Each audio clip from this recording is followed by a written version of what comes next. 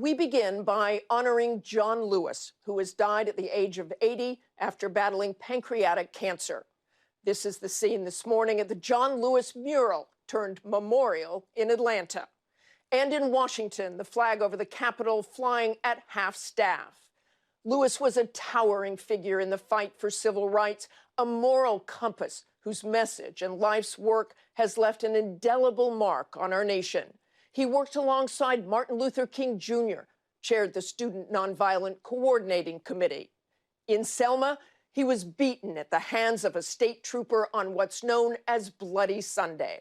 And he was the last surviving speaker to address the March on Washington in 1963.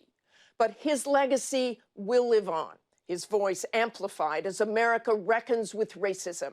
One of his last public appearances just last month, visiting the Black Lives Matter mural steps from the White House, the site of so many protests amid an ongoing massive movement for racial equality. Just tried to help out. It's such an incredible example of his humility. Tell us what else his legacy means to you. Oh, well, one of the greatest honors of serving in Congress was that I had the possibility of serving with him.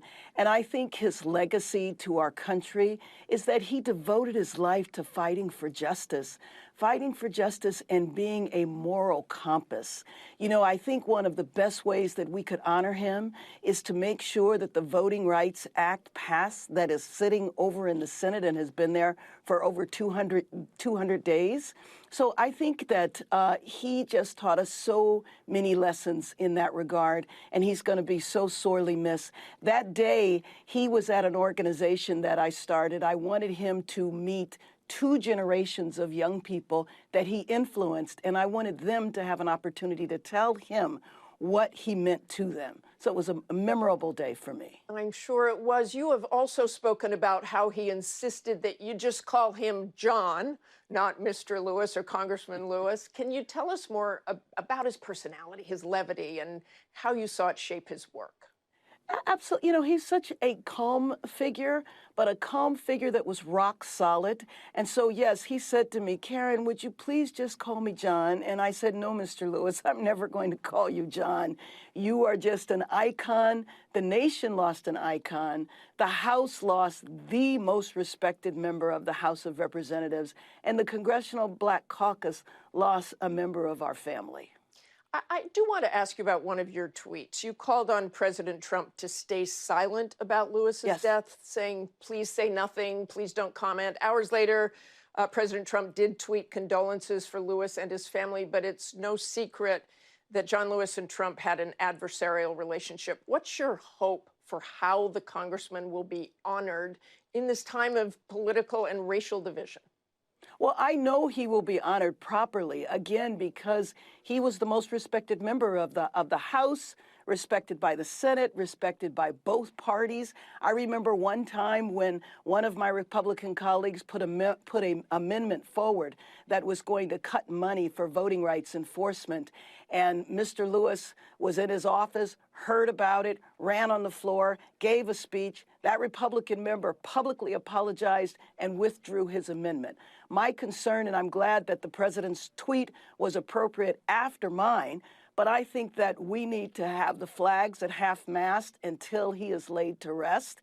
And I believe that his legacy will live on. Now, all of us, what we have to do is live up to his legacy. We need to continue that fight for social justice. And again, the first thing we need to do is to pass the Voting Rights Act and get it signed, because we're very concerned about the election coming up and voter suppression and the fact that people are going to have to vote in dangerous conditions. They need to be able to vote from home. And I know that if he was still with us, he would be leading that fight.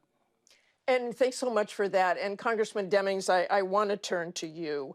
You shared some very touching tweets about your time in Congress on Twitter, but I'd like to ask you about what his work meant to you before that.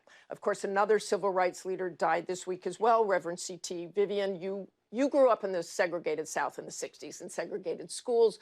You were really quite young on Bloody Sunday, March 7th, 1965, when Lewis was among the civil rights leaders who marched from Montgomery to Selma, Alabama. But what's your first memory of hearing about him, understanding what he was standing up for? Well, Martha, first of all, let me express my condolences again to his family and really, quite frankly, to our nation, because it really feels like a part of America died on Friday.